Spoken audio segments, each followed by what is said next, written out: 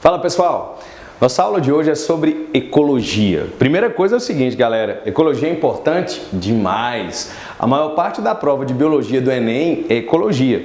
Sem contar que ecologia e meio ambiente, ela perambula ali pela prova de química, de física e até de geografia. Então se liga nessa aula de hoje, ok? Pessoal, a primeira coisa é o seguinte, quando a gente fala ecologia, o que quer dizer isso? Eco, galera, vem do grego, que quer dizer oikos, e logia logos, estudo da casa. Não fica meio estranho falar que é estudo da casa? Mas olha só, ecologia na verdade é a ciência que estuda a relação dos seres vivos entre si e com o meio ambiente. E o que você precisa saber? Conceitos básicos de ecologia. Cai no vestibular? Pra caramba! Primeira coisa é o seguinte, a ecologia ela vai estudar do indivíduo para frente dentro dos níveis de organização. Isso quer dizer que ela se preocupa o quê? Quando eu junto um monte de indivíduos e esses indivíduos são da mesma espécie, o que eu tenho? Então preste atenção.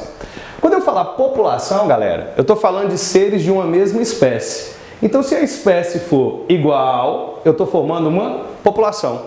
Por exemplo, a população humana, né? Os seres são da mesma espécie. Espécie, seres que cruzam entre si e produzem descendentes férteis, beleza? Aí a galera confunde, porque no vestibular vai te pedir para diferenciar comunidade de população. E o que seria uma comunidade? Vem cá, olha só. Quando eu falo comunidade, eu tenho um conjunto de espécies diferentes. Lembrando que tanto na população quanto na comunidade, esses seres estão compartilhando uma mesma área. Como assim, professor? Vou explicar melhor. Galera, se eu tiver espécies, se eu tiver seres de uma mesma espécie em determinado local, isso é população. Se eu tiver, por exemplo, sei lá, 100 seres de uma mesma espécie, se tiver mais 2 de uma espécie diferente, eu já estou diante de uma comunidade. Então, basicamente, o que vai diferenciar? Se eles são da mesma espécie ou se não. E o que seria ecossistema? Pessoal, ecossistema significa isso. Eu tenho seres vivos chamados de seres bióticos e eu tenho seres não vivos chamados de seres abióticos. Esses seres vivos, eles ficam o tempo inteiro trocando matéria e energia. Como assim? Trocando matéria e energia mesmo, fazendo uma troca de matéria e energia com o outro. Os seres bióticos nada mais são do que seres vivos e os seres abióticos são seres não vivos. Como assim seres não vivos? Pensa num lago. Um lago é um grande exemplo de um ecossistema. Você tem os seres bióticos, algas, você tem microcrustáceos, peixes e os seres abióticos. Temperatura, luminosidade, pH. Ali não existe uma troca o tempo inteiro? Então eu estou diante de um ecossistema. O problema de biologia é que tudo tem 2 nomes, então preste atenção. Pode aparecer como bióticos, biocenose, e pode aparecer como seres abióticos, biótopo. Mas ó, eu tenho seres trocando matéria e energia o tempo inteiro, eu estou diante de um ecossistema. Se eu reunir todos os ecossistemas do planeta, eu estou diante da quê? Biosfera, galera. Biosfera, olha só, bio, vida. Esfera é algo redondo, né? Pessoal, qual é o planeta que tem vida mesmo? É o planeta Terra. Lembrando que é Terra com letra maiúscula. Porque se eu falar terra com letra minúscula, eu vou estar falando de solo, beleza? Então, quando eu reunir todos os ecossistemas do planeta, eu estou diante da biosfera. Se a gente considerar o seguinte, existe litosfera, hidrosfera e biosfera. A parte de seres vivos é biosfera. Beleza, pessoal? Outro conceito importante é o conceito de hábitat. Assim, é hábitat ou habitat? A galera pergunta. Pessoal, não interessa, tá? O vestibular não vai te perguntar se é hábitat ou habitat pronúncia, mas vai querer saber se você sabe qual é o conceito de hábitat.